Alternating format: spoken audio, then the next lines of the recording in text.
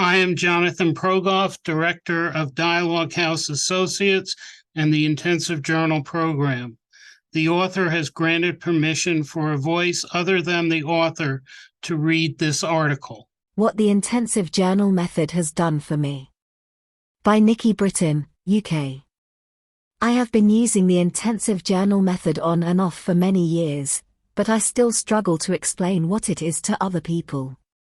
It gives quite the wrong impression to say, well, it's a 3-ring binder with 21 sections, and it's unhelpful to say, it's much more than the kind of diary writing many people are used to. So I usually talk about my own experience with the journal method and what it has done for me. In this piece I aim to convey something of that experience.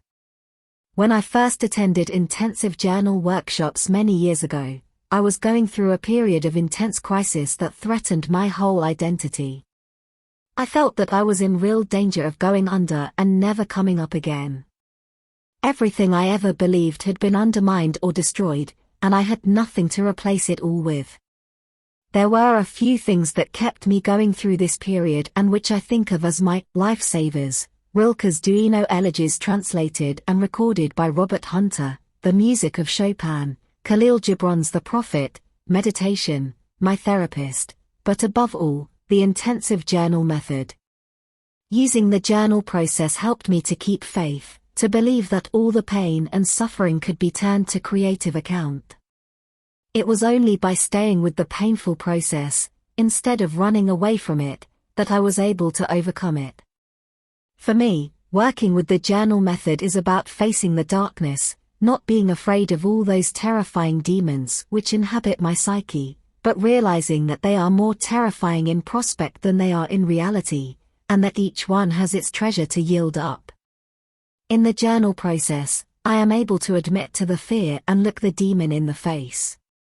Implicitly, I believe that there is a creative purpose to all this pain, that there is a destination it leads me towards, if I choose to go that way.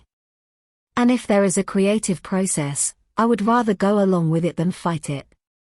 The intensive journal workshops are a brilliant mixture of privacy and companionship. Because each person works on their own in their own workbook and never reads anything out loud unless they want to, there is total privacy. Most of the time I want that privacy and that space to explore things in my own way.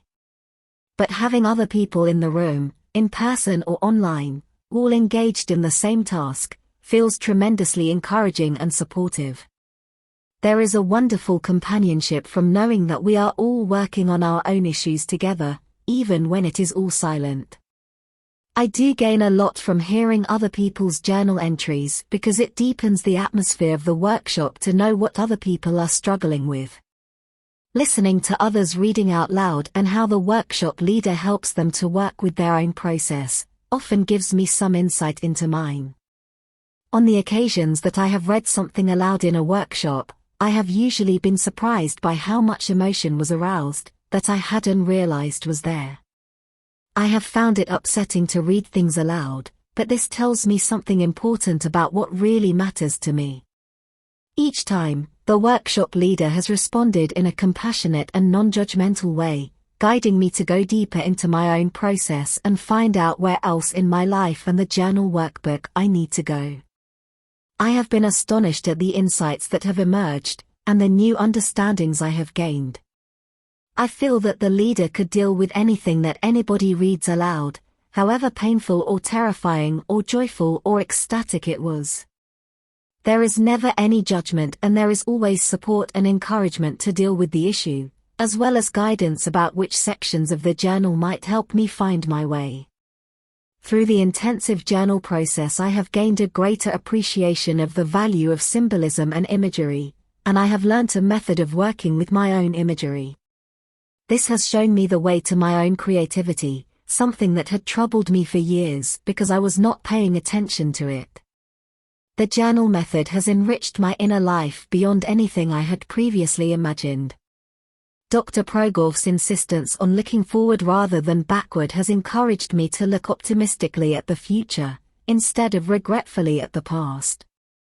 Through the dialogue techniques, which are an important part of the journal method, I have gained a new dimension to many relationships I previously had, with my work, other people, my body, and events in my life.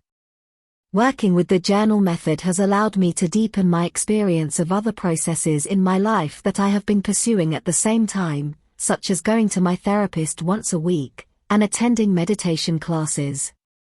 I have explored issues in imagery that arose from both of these processes with the help of the journal method, and this has helped me to take them deeper. I had kept a dream diary for some years before I started working with the journal method, but having the dream log as an integral part of the journal workbook has meant that I am able to relate the dream images to other parts of my life more readily.